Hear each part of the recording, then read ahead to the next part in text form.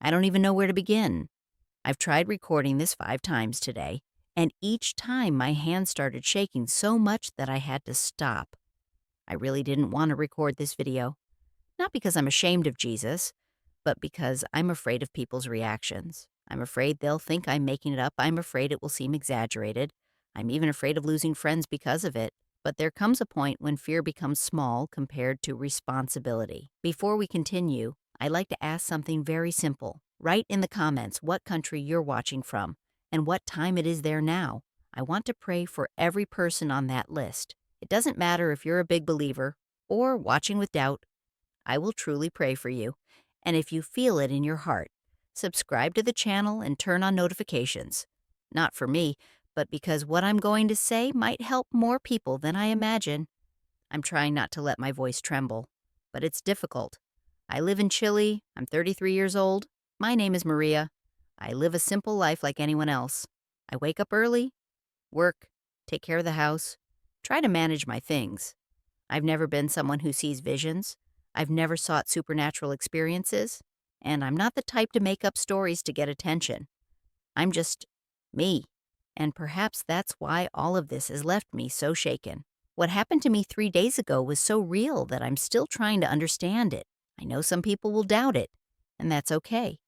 I would doubt it myself if someone told me, but I can't keep pretending nothing happened.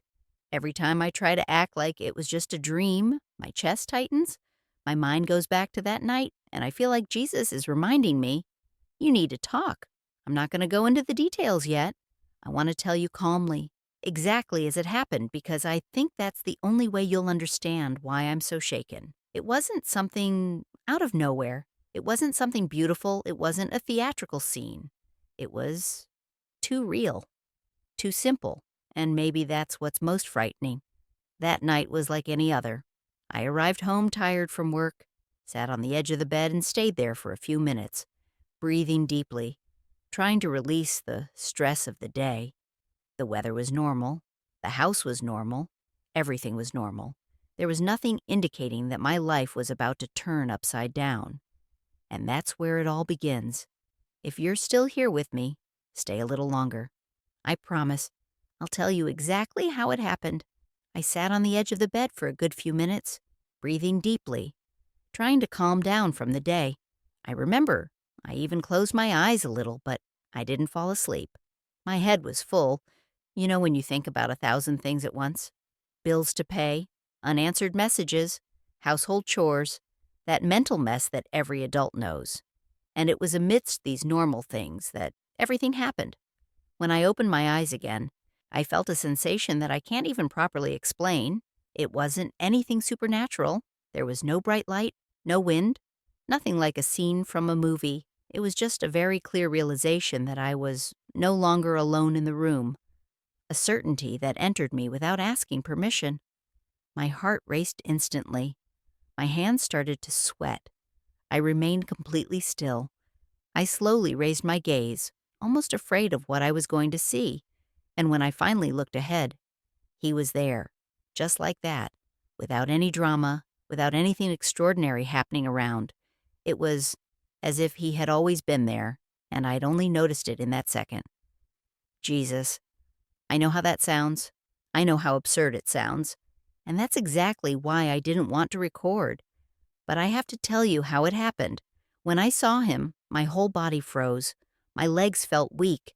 My throat tightened, and my eyes filled with tears before I even understood what was happening. It wasn't fear of him. It was a mixture of awe, truth, shame, love, all together, in a way I had never felt before in my life. He looked at me so directly that I felt as if he had pierced through all my layers, all my fears, all the things I had never told anyone. It was a look that knew me completely. I couldn't say anything. I just cried. But it wasn't that kind of beautiful crying. It was that heavy, uncontrolled, almost desperate kind of crying. I put my hand to my face because I couldn't believe that this was really happening to me, and that's when he spoke my name, Maria. In the most normal, simplest, most human way I've ever heard it. And that made my crying intensify because I had never been called that before. It was as if he had said, I know who you are. I know how you feel. I know what you're running from. I could only manage to answer one thing, almost whispering, trying to breathe through my tears. Why me? He stepped forward, not to frighten me, but as one who wants to take a weight off our shoulders, and he said, "Because you speak with sincerity." I felt that phrase sink in like a truth I had forgotten, and I broke down again because I don't think I'm anything special. I'm not a leader of anything. I'm not a preacher. I don't have in depth biblical knowledge. I'm just an ordinary woman trying to survive life. It was then that he said the phrase that changed the course of everything. I came because something needs to be communicated, and you will communicate it. The moment he said that, my whole body went cold. I knew something big was coming. I just didn't know how big. When he said I needed to warn, I felt the air leave my chest. I couldn't imagine what could be so urgent that Jesus would come personally to speak to me. I tried to take a deep breath, but my whole body was trembling. I wiped my face with my hand, unable to control my tears. And it was at that moment that he said, "There are 4 events, and they will all take place in December." When he said December, my mind went blank. December, the month of Christmas, the month we remember when he was born, the month everyone looks forward to for peace, family, reunions. But the way he said it, there was no chaos, no fear, but there was seriousness, as if December were a watershed moment. I replied almost voicelessly, "December? Now?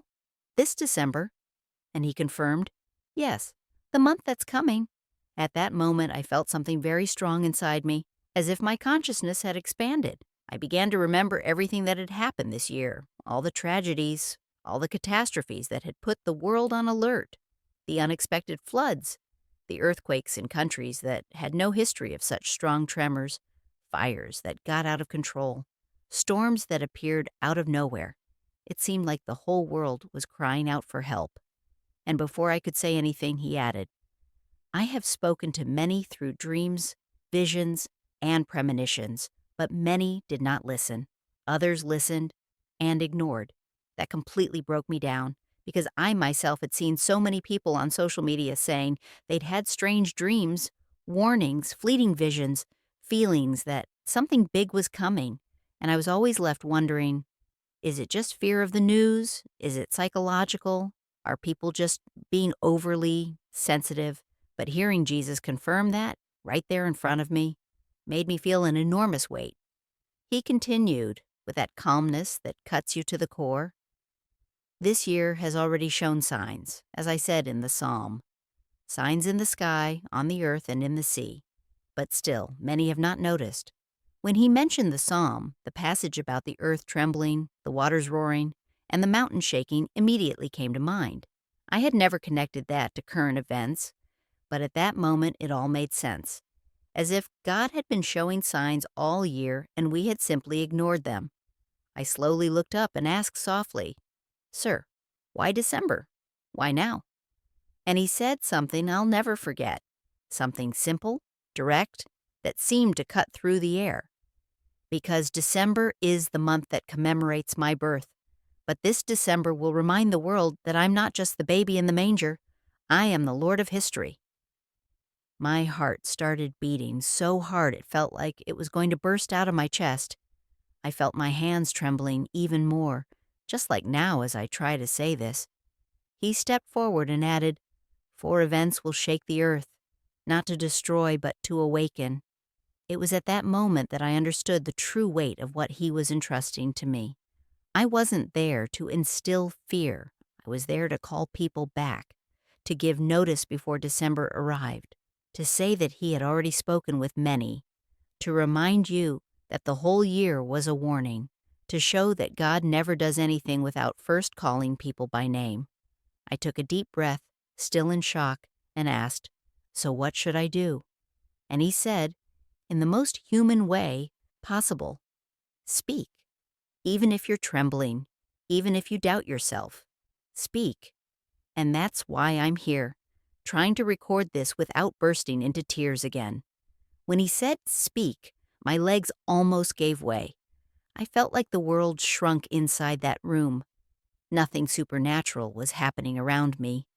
just the awareness that the responsibility was now in my hands, literally, and they were still trembling as I tried to grasp the weight of it all. I took a deep breath, sat on the edge of the bed, and stared at the floor, trying to organize my thoughts. I knew that when December arrived, nothing would be the same, and I also knew that if I didn't speak up, I would regret it for the rest of my life. That's when I asked the question that had been stuck in my throat from the beginning. Sir, what is the first event? I asked that question almost in a whisper. I was afraid of the answer. I was afraid I wouldn't be able to carry it, but I needed to know. He didn't show me anything suddenly. It wasn't a cinematic scene. There were no lights, no sound of thunder.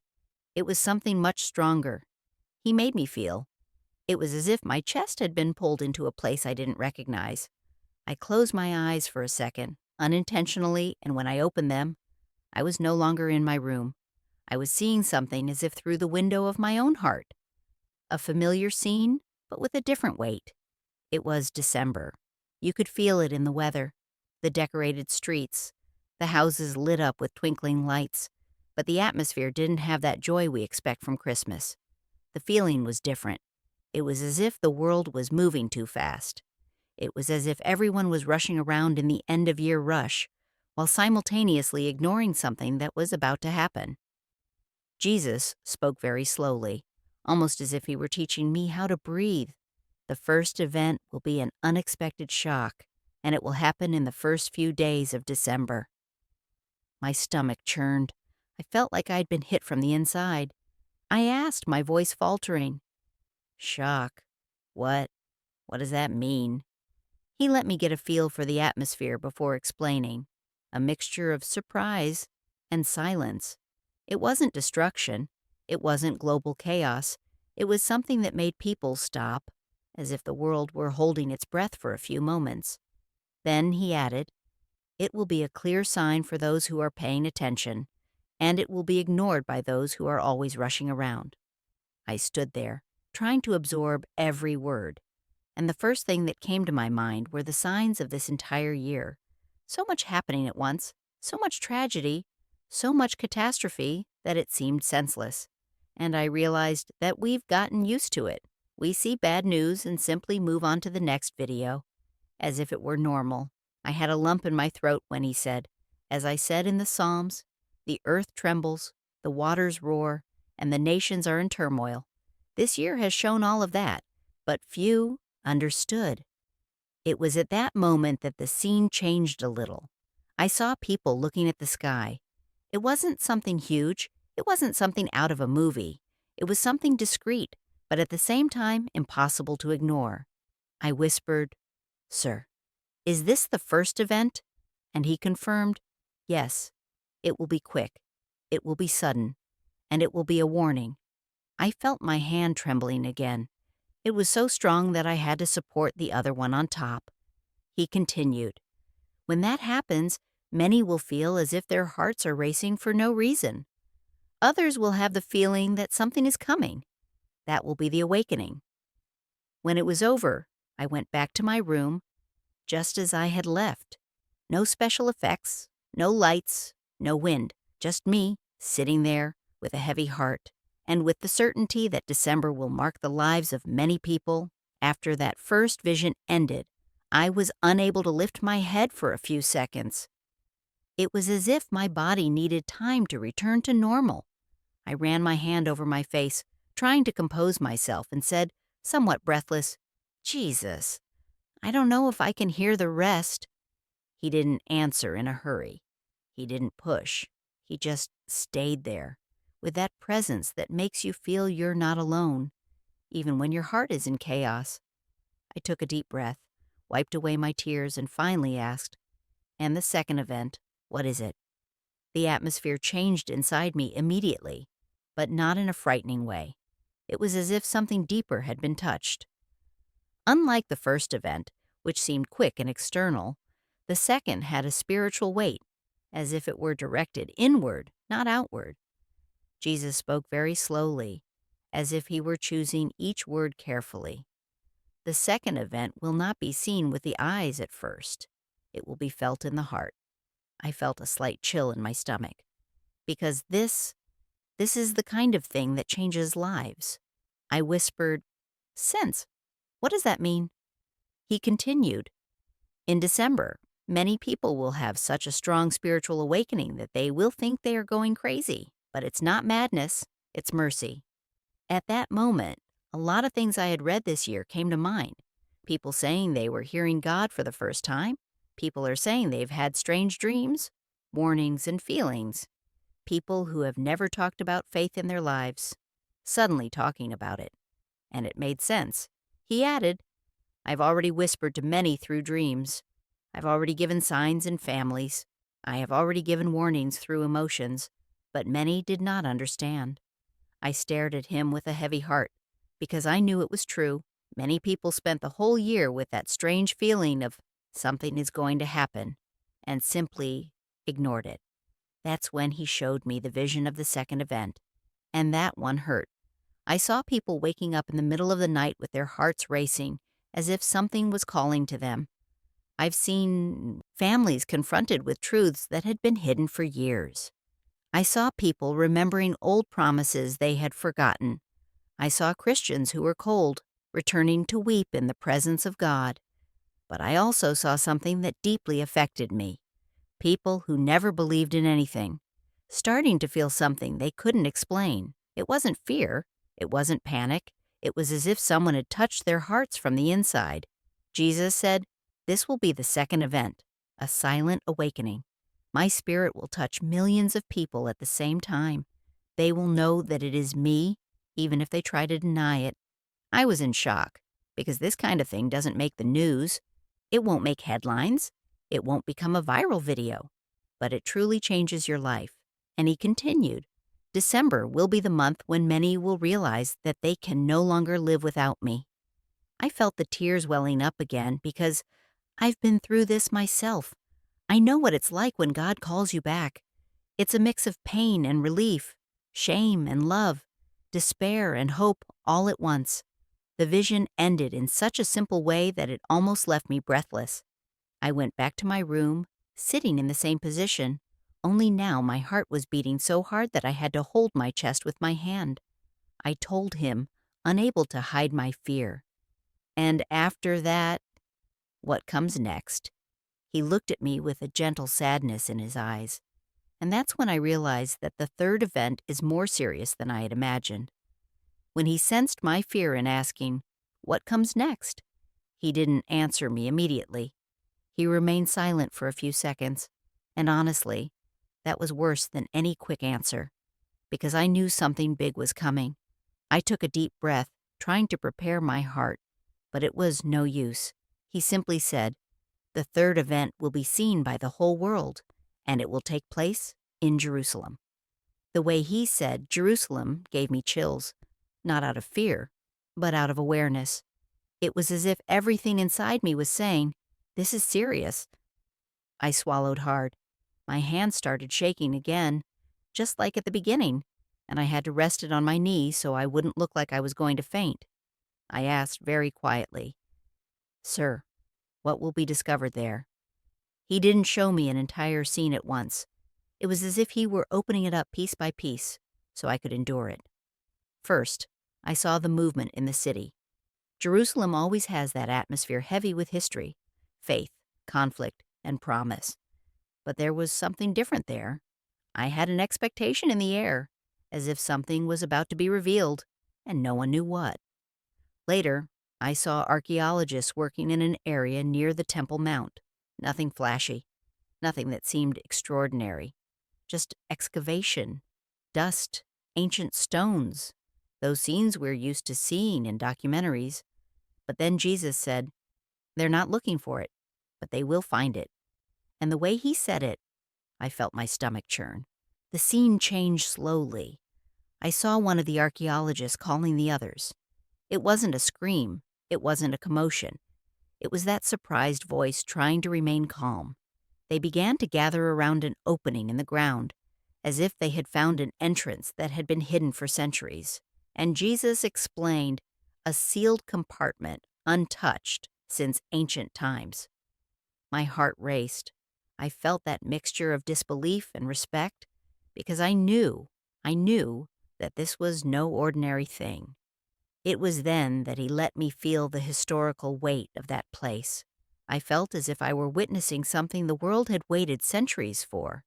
It was as if that compartment carried not only objects, but truths, answers, confirmations. I asked, almost breathless, "Is this something that will affect faith?" And he answered, "It will challenge faith and disbelief." I saw, within the vision, the archaeologists entering with flashlights, recording everything with that mixture of excitement and fear of making a mistake. I saw them find ancient artifacts, wrapped up and protected by layers of fabric and wood, things that seemed fragile but carried a presence, an importance that could be felt even from a distance. Jesus continued, "It will be proof that many have asked for decades, proof that cannot be denied." I felt my throat tighten because he was talking about something too big, something that could shake religions, universities, governments, leaders all over the world. He added, "The world will stop to look at Jerusalem." And then he showed me the impact. I saw people in various countries watching the news in the early hours of the morning, on their cell phones, on TVs, and on social media. I saw scholars trying to speak, trying to explain, trying to deny, but unable to hide the truth. I saw Christians crying. I saw history teachers at a loss for words. I saw religious leaders becoming desperate because it was dismantling old narratives. And Jesus said the phrase that stuck in my heart, "I said the signs would come. This will be one of them." But he did not say this with pride or threat. He said it sadly, like someone who had waited a long time for people to understand. I asked fearfully, "And what exactly will they find, Lord?" And he answered, calmly, truthfully, with that weight that only those who have felt a spiritual presence understand. They will find something that confirms what many doubted, something that was saved for this time. I couldn't say anything. I only felt the tears falling, because at that moment I understood. It was no ordinary archaeological piece. It was something prophetic, something that God has preserved for this generation. He concluded the vision by saying, "When the world looks to Jerusalem, the fourth event will already be very close." And I froze, because I knew the fourth event was the most intense. As the view of Jerusalem began to fade, I thought I'd have a few seconds to breathe, but I didn't. Jesus didn't raise his voice, didn't change his tone, didn't do anything dramatic, but the way he looked at me said it all. You could tell that what was coming next was the center of everything. I quickly wiped my face with my sleeve, trying to catch my breath. My heart was racing, and all I could think was, if the third event is already like this, what could the fourth be like? He waited, not as someone who needs to be respected, but it's like knowing that the person in front needs a second to endure what they're about to hear. I took a deep breath, clenched my hands, and spoke in a weak voice. "Sir, what will happen after this?" That's when he said something so simple, yet so powerful, that even now it gives me a pang in my chest just remembering it. The fourth event will not be seen with the eyes at first. It will be felt. That sentence completely broke me, because I knew exactly what he meant. It wasn't something external. It was something spiritual, profound, intimate, collective. He continued calmly, but in a way that went straight to my heart. In December, many will feel something they have never felt before. It will be like a calling, a jolt, an awakening. At that moment, I felt a pressure in my chest. It wasn't pain. It was the kind of feeling that makes you realize something big is going to happen to everyone at the same time. I asked very quietly, "But feel what?" And he explained slowly so I could absorb it. An awareness that times are changing, that something bigger is approaching, that the world cannot continue as it is. I remained silent because something inside me knew that this had nothing to do with fear. It had to do with truth.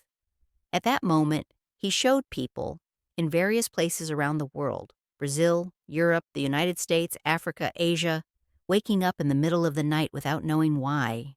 Ordinary people who never dream of anything spiritual, getting out of bed feeling a weight in their hearts, as if God were calling them by name.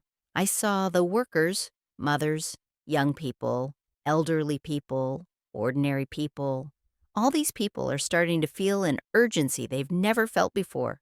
Something like, I need to draw closer to God. I need to change my life. I need to ask for forgiveness. I need to prepare myself. Jesus' gaze grew more serious, not out of anger, of love, but a love that doesn't play games with the truth. He said, "This will be the greatest silent awakening in recent history. Many will not understand. Others will ignore it. But those who feel this calling and respond will be strengthened for what comes next." I felt a chill in my stomach, and I asked, "And what about those who do not respond, Lord?" He didn't say a word. He only lowered his face slightly. And that silence said it all. He continued, "The fourth event will be the most spiritual. There will be no headlines, no warnings, no human alerts. Each person will feel it within themselves." I saw people beginning to reconcile with family members, people quitting addictions, marriages being restored, people who were far from God returning unexpectedly. Others are crying without understanding why. Jesus explained, "I will visit hearts. I will touch consciences. I will awaken what is asleep.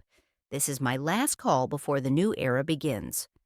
When he finished speaking, I was speechless, because it wasn't a physical event. It was a global spiritual event, something that no one will be able to ignore, even if they try.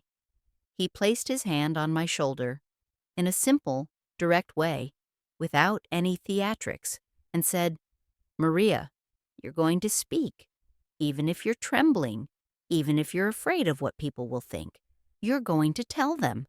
And all I could reply was, "I will try, Lord."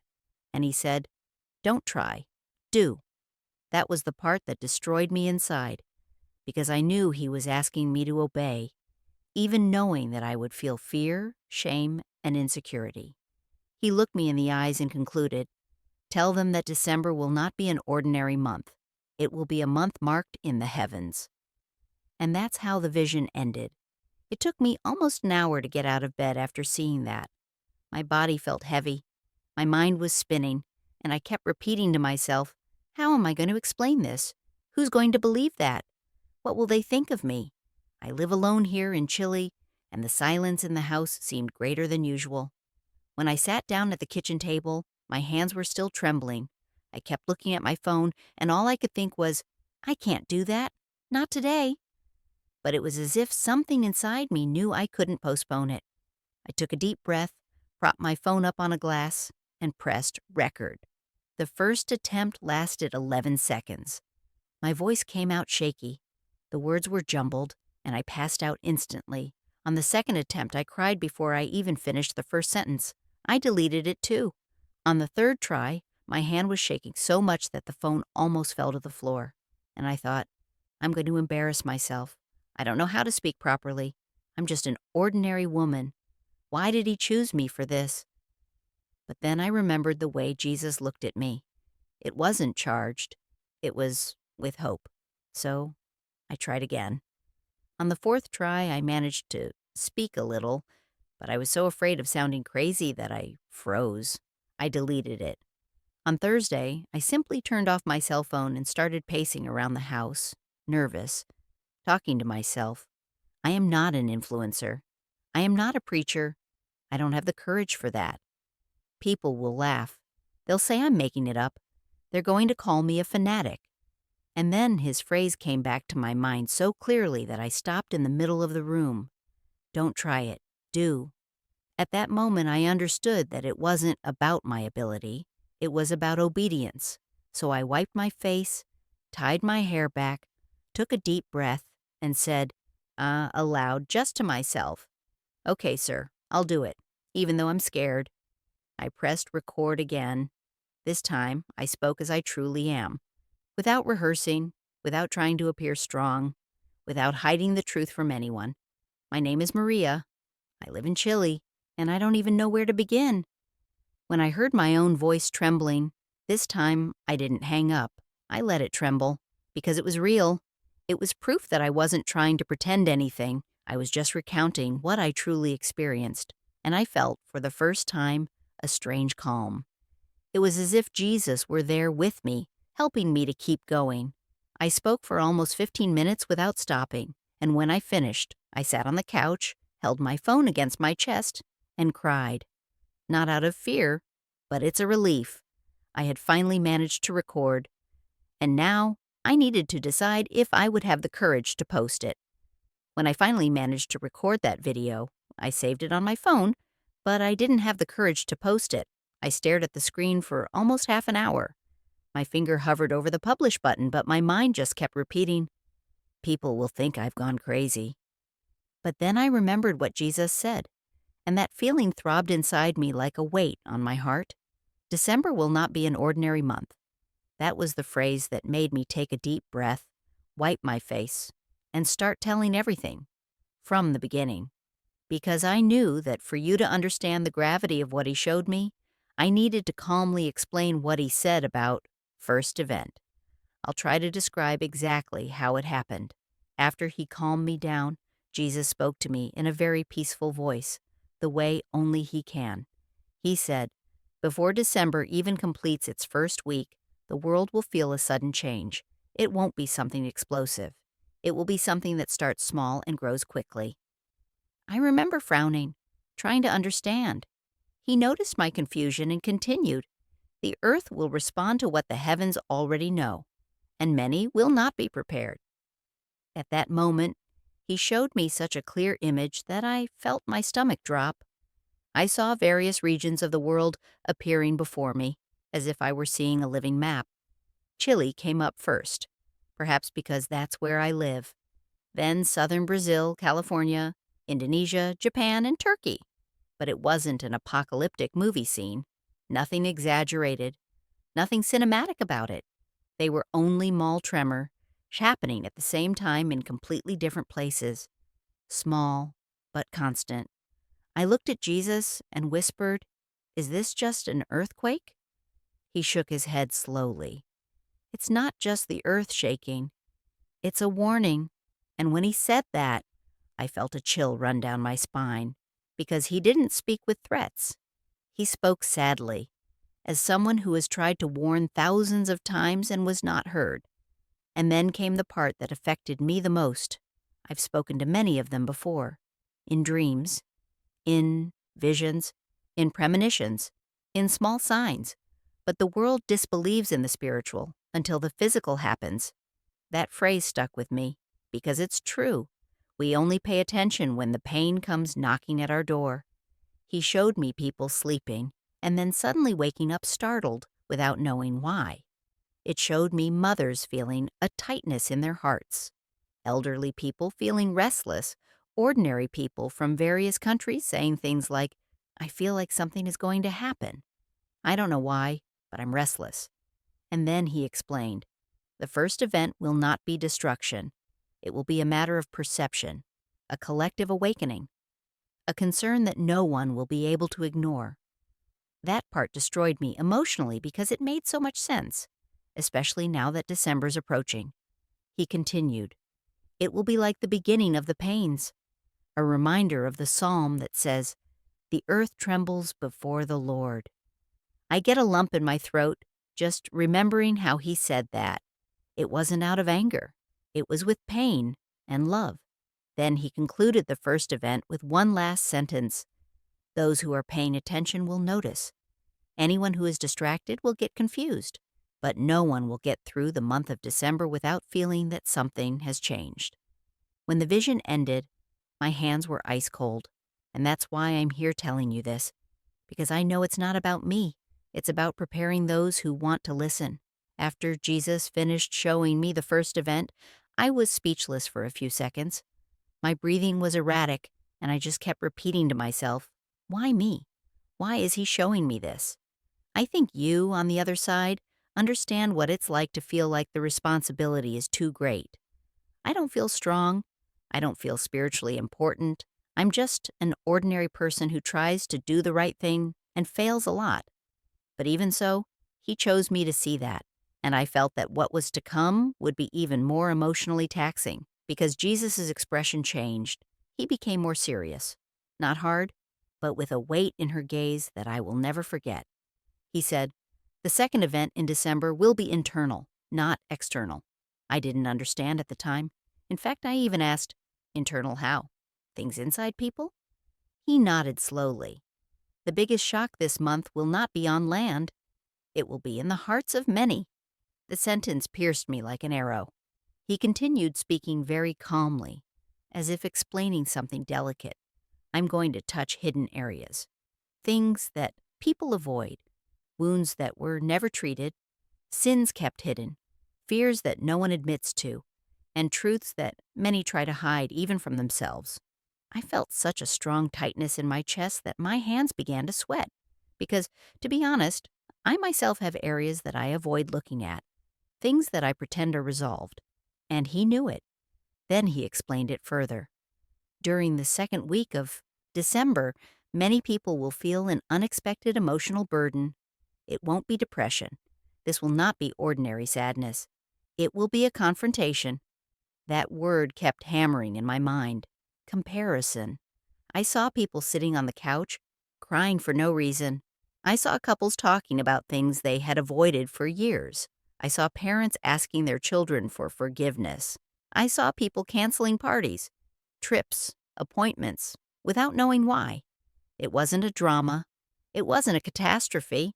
It was something silent, but profound. Then Jesus said something that left me with a lump in my throat. "I'll clean it before restoring it." And then it made sense. The first event involved disturbing the earth. The second one stirred the soul. He continued, "Many will believe they are being attacked, but it's not an attack. The truth is coming to light. I've seen people who have always been emotionally strong, having moments of vulnerability.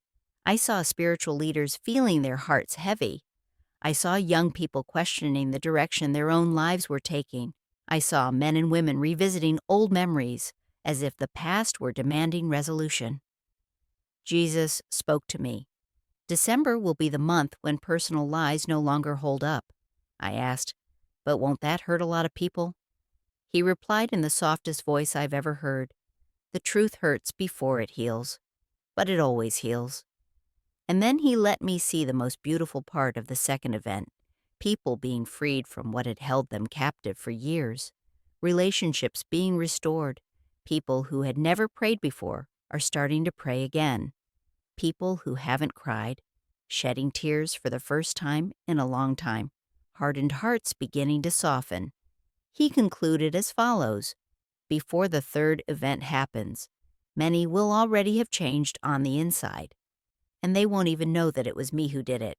I stood there, looking at him, not knowing what to say, because it had so much love in it, and at the same time so much urgency. I know that some will feel exactly that internal pressure in the first few days of December. And now you know why. When Jesus finished explaining the second event to me, I thought he was going to give me a moment to breathe. But he didn't. He looked at me with a seriousness that made me feel unstable inside. I felt, I don't know how else to explain it, that what he was about to show me would stir things up. Whole world, not just with individuals. He said, "The third event in December will not be hidden. We shall see. It will be discussed, and it will be impossible to ignore." My stomach turned instantly. I asked, almost whispering, "Does this have to do with any specific place?" He replied, "Jerusalem." That word alone brought a different kind of tension. I felt a historical and spiritual weight, all at the same time. It's as if, just by him saying Jerusalem, something inside me knew it wasn't just any event. I had the impression that the scene around us had changed. There was no sparkle, no light, nothing like that. It just changed, as if I were seeing the city as it is today, in its true form. And he said, "Something will be discovered between December 18th and 22nd. My heart started racing, because discovered in Jerusalem is never just discovered. He continued, "It will happen during a regular excavation, nothing planned, nothing spectacular. It will be a find that nobody expected." And he let me see. I saw archaeologists working normally without realizing they were about to find something. They seemed tired, sweaty, talking about ordinary things, like coffee, like family, like the weather, normal, human things. Then one of them struck the tool on a spot on the stone and stopped. He called someone else. This other person called a third person. And suddenly, everyone fell silent. It was not a spiritual silence. It was that heavy human silence you get when you know you've found something serious. Jesus explained, they will find a buried compartment dating from the first century that should never have been opened. I saw fragments of dark wood. I saw remnants of old fabrics. I saw inscriptions that, even though I couldn't read ancient Hebrew, I understood immediately that they were related to historical testimonies. And Jesus said, the content of this discovery will confirm facts that many have tried to erase. He didn't speak grandiosely. He didn't talk about spectacle. He spoke calmly. But the phrase kept burning inside me. He continued, this will be evidence that directly links historical accounts to what my disciples wrote. And this will shake up the religious world and the political world at the same time. I felt a chill run through my entire body, because it wasn't something just religious. It was also historic. It was documented. He was a physicist, and he added, what is hidden there will force many to revise what they preach and what they teach. Some will receive it with joy. Others will try to discredit him immediately. I asked, but will they be able to hide it? He answered without hesitation, not this time. I stood there watching that excavation scene, trying to grasp the magnitude of it all. Then he said something that made me feel the exact dimension.